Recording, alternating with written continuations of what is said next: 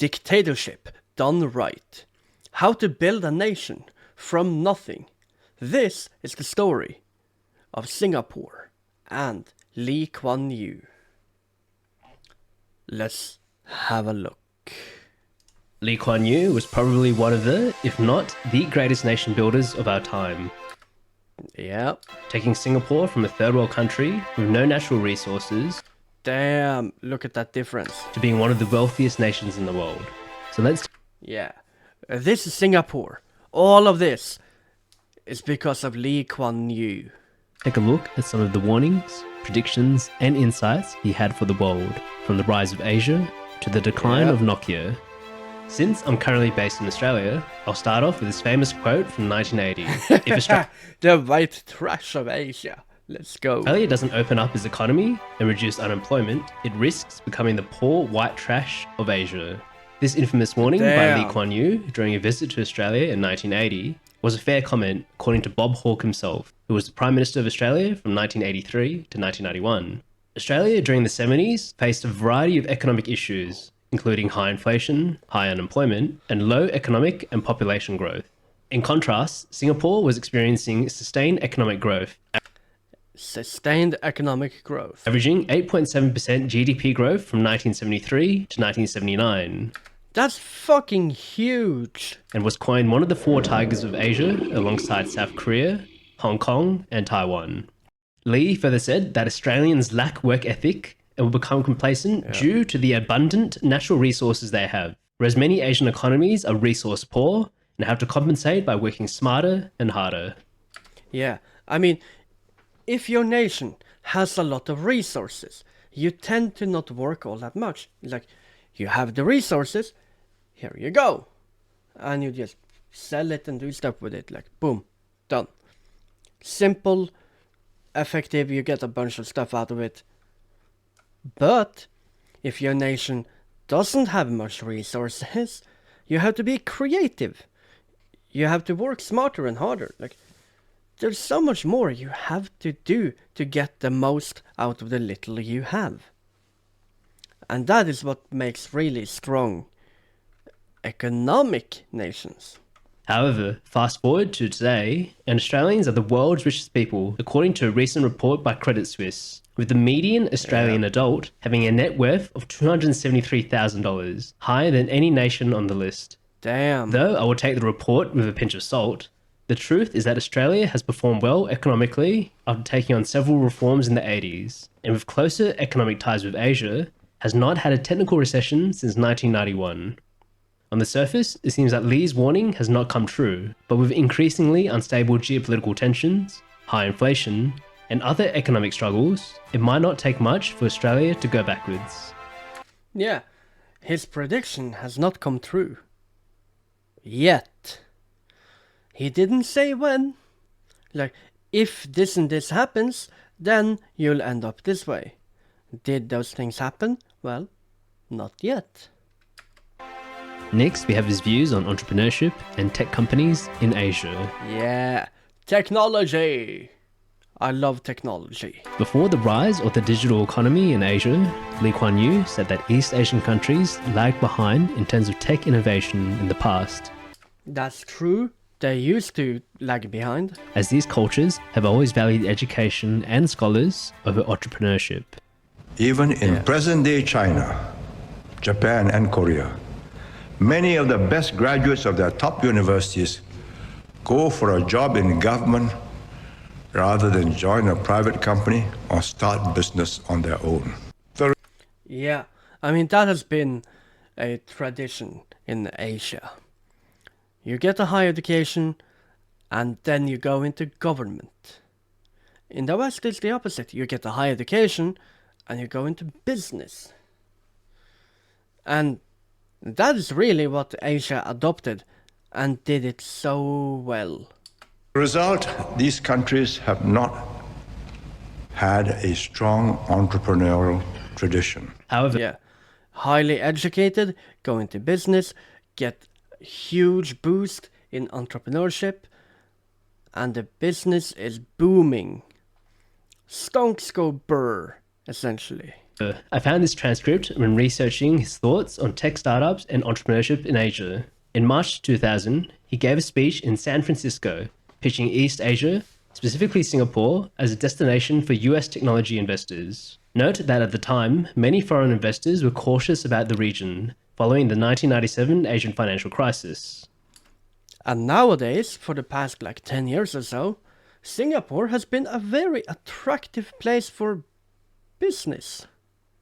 Ironically, Lee's speech was made just before the dot-com bubble popped, a time where US internet companies were valued at millions, if not billions of dollars, just by having the word .com in their name.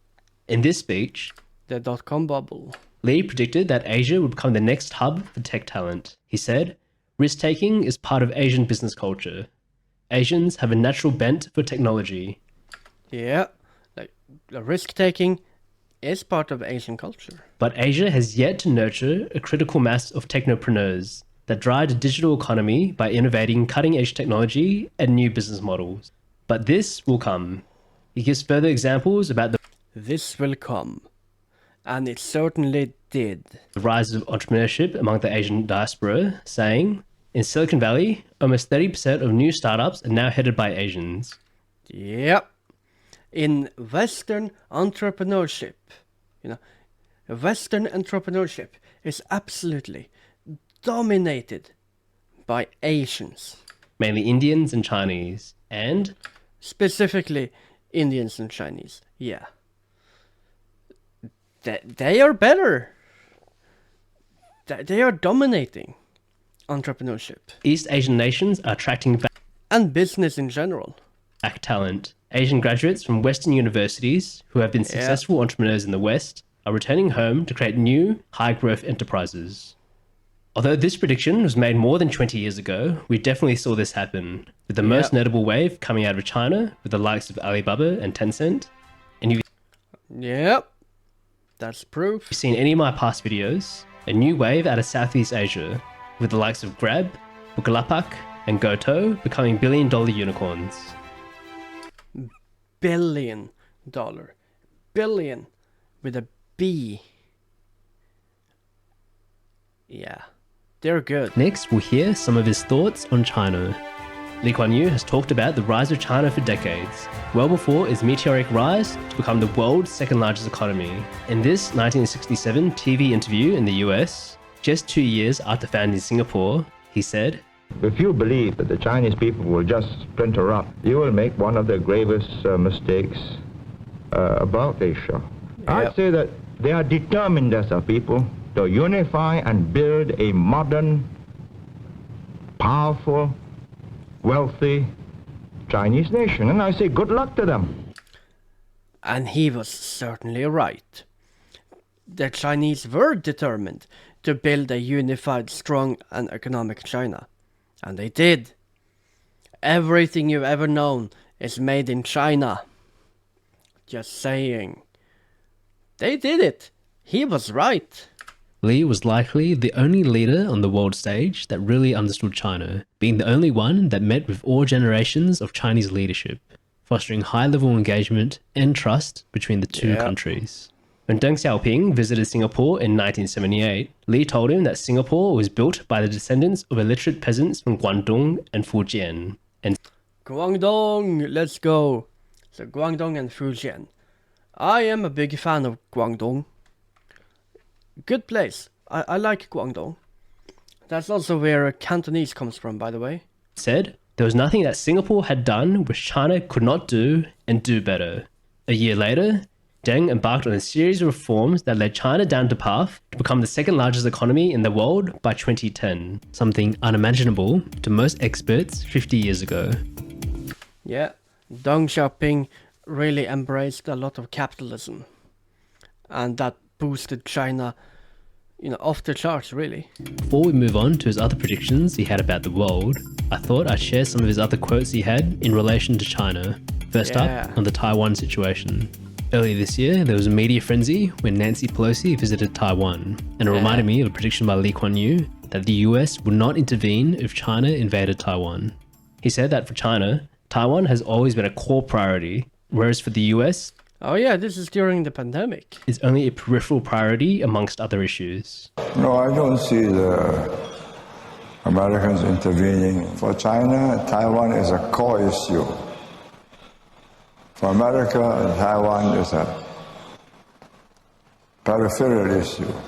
The fact that Taiwan was independent from 1989 till the present doesn't make any difference in the long history of China. Time will tell if this prediction will come true. The other quote that I found interesting was in his book, One Man's View of the World. Published in 2013, Lee said that Xi Jinping struck him as a man of great breadth. He said, "I will put him in the Nelson Mandela's class of persons. Damn. A person with enormous emotional stability who does not allow his personal misfortunes or sufferings affect his judgment. In other words, he is impressive." With countless newspapers and headlines criticizing Xi Jinping's recent third term in power, one wonders if Lee saw something everybody else hasn't. Yep.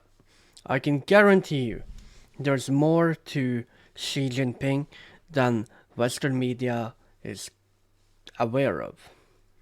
And I believe there's a lot more to him that we just don't know. Next, we have Lee Kuan Yew at Japan.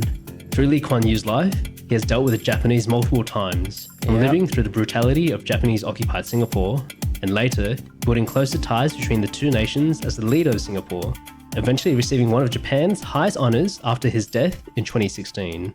Although Japan has been under the security umbrella of the US since World War II, Lee, in this interview with Charlie Rose in 2000, predicted that Japan could again become a powerful military force, stating that their collectivist culture would reign supreme over other nations.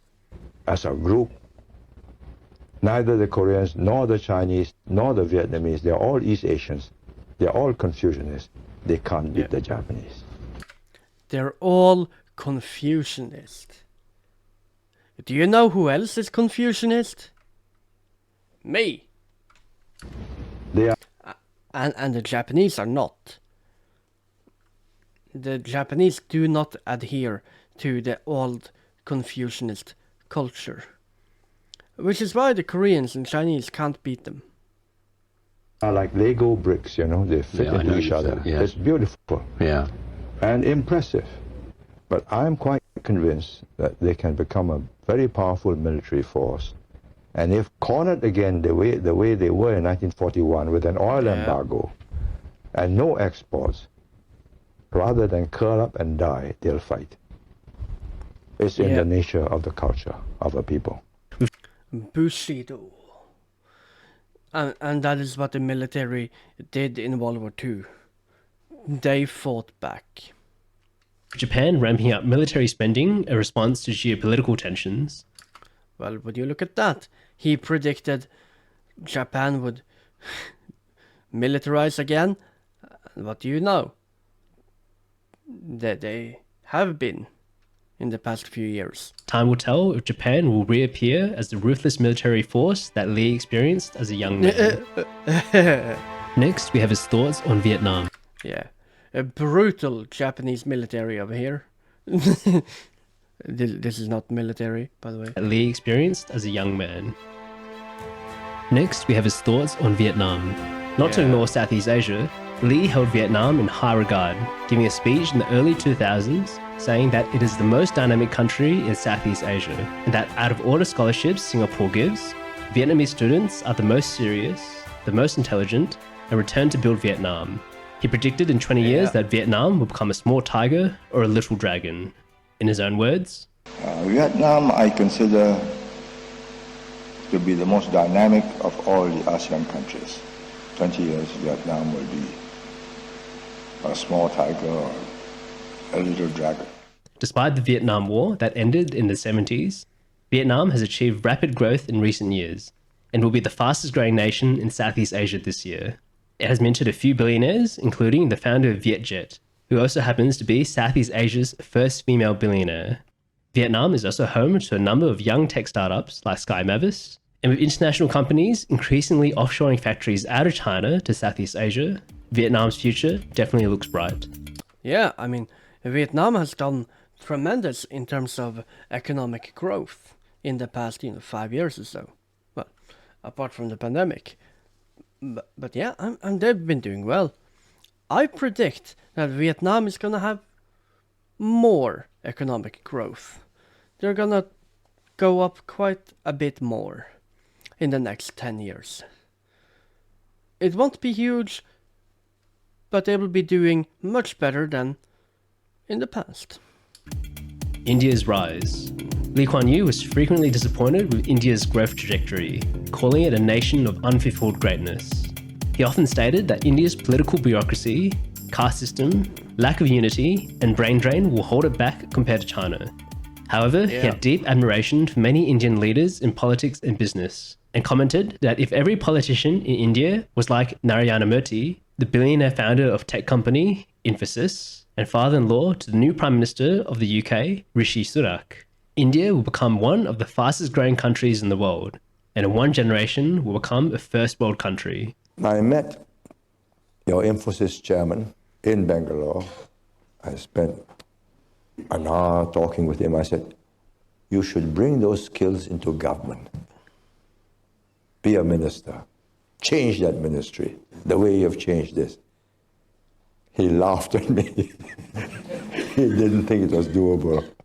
I was thinking to myself, only India had such ministers and changed the ministries, you'd be making the kind of progress that you deserve. With a young and increasingly educated population, time will tell if it will achieve the greatness Lee talked about. Well, India does not seem to be doing all that well these days. I don't think India is going to be a superpower anytime soon. They're just not. They may see economic growth, but I don't really see India as a big contender. They are not going to become a superpower. Not this century. But they have the potential. If they can just tap into it. Next, we have Lee's thoughts on the American invasion and occupation of Afghanistan back in 2009, more than a decade before the US decided to withdraw their forces last year. He said, trying to make a country out of Afghanistan is a distraction. How on earth are you going to put these little bits together? It's not possible.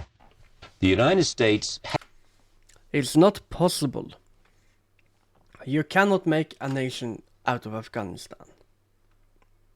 Well, he might have been right on that one. Taliban took over and I don't know what's going on in Afghanistan. It doesn't sound like it's doing well now. has to stand for something, and it has to show that it's prepared to stay. You don't buy that at all. No. You can't solve all the problems in the world. It's pretty safe to say that Lee got this one right. Next, yeah, he did. we have his thoughts on democracy in Myanmar. Lee Kuan Yew once said on live TV in 2001 that Aung San Suu Kyi's vision of Myanmar becoming a democracy was unrealistic, given the power the military has on the country. Do you think that Burmese opposition leader Aung San Suu Kyi's campaign to have Western-style democracy in Myanmar is a naive one? I think it's not realistic. Everything in Myanmar is now run by the army. If you dispose of the army, which is what must happen for Aung San Suu Kyi to take over, then you will need a United Nations armed force to go in. Who's going to put down all these rebellions by the Karens, the Shans, the Mons?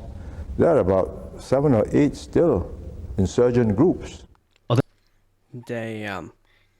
You would need, what did he say? A United Nations armed force to just go in and effectively topple the nation. That's how you can get democracy there? Bro. So long as there's no such intervention, democracy will never happen. The military has been in power for decades, longer than I've been alive. Although she did lead the National League for Democracy to victory in 2015, she was arrested once again in last year's coup and removed from leadership. Although Lee was right that this push for democracy was unrealistic at the time, he made a further prediction that the military junta will not be able to survive in the long term. He was very critical of the military leadership, and in a WikiLeaks document from 2007, he called the general stupid people that have mismanaged the country's vast resources. I mean, here's the thing. So long as the military junta is in power in Myanmar, democracy is impossible. But the military junta is also very, very stupid. So they're gonna implode.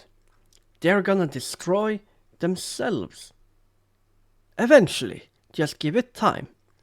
And when the military junta explodes and destroys itself, when that time comes, there might be a shot for democracy to happen. When will it happen? I don't know. Next year? 10 years from now? 50 years from now? I don't know. But once the military junta implodes, there's a shot for democracy. But before that, no. They are gonna be their own undoing. They're gonna destroy themselves. Military juntas rarely work out. They collapse. They destroy themselves. Every time. Not just in Myanmar. Every other place too. And said, flaunting their excesses must push a hungry and impoverished people to revolt. And that's why. And I do not believe the junta, can survive indefinitely. And they definitely cannot. The people will revolt. And at some point the military junta will be destroyed so much that the people institute a new type of government. And that might be democracy. With the continued bloody crackdowns against anti-coup protesters, time will tell if the military will hold on to power. Stepping away from countries for a second, Lee Kuan Yew briefly mentioned in 2008 that Nokia's success was a fluke and suggested it may not be able to survive the competition from Asia. Nokia was, one of these flukes in history. Can they keep up with the competition from Korea, from Japan? Watch it in the long term. Nokia at its height enjoyed more than 40% market share for mobile phones, accounting 4% of Finland's national GDP, with the meme-famous 3310 model that was released in 2000 selling over 126 million units worldwide. Nokia's quick decline happened after the introduction of the iPhone in 2007, and later, Samsung's S-series of smartphones. The rest is history, and while Lee Kuan Yew was right about the decline of Nokia, he probably didn't foresee that an American company would become such a dominant player in the mobile phone space, as opposed to Japanese phone manufacturers who have all fallen by the wayside. Yeah. And that's really the thing. A lot of phone manufacturers have fallen by the wayside. Like the two phone manufacturers that dominate the market today is in fact iPhone and Samsung. They are the absolute dominators. It's like a duopoly. There are many other phone companies, but they're not doing that well. They can in no way compete. But that is it for part 1. There is a part 2 that we will look at next. Like the video, subscribe to my channel, go to the original video, like that, and subscribe to the original channel. And I'll see you for the next one.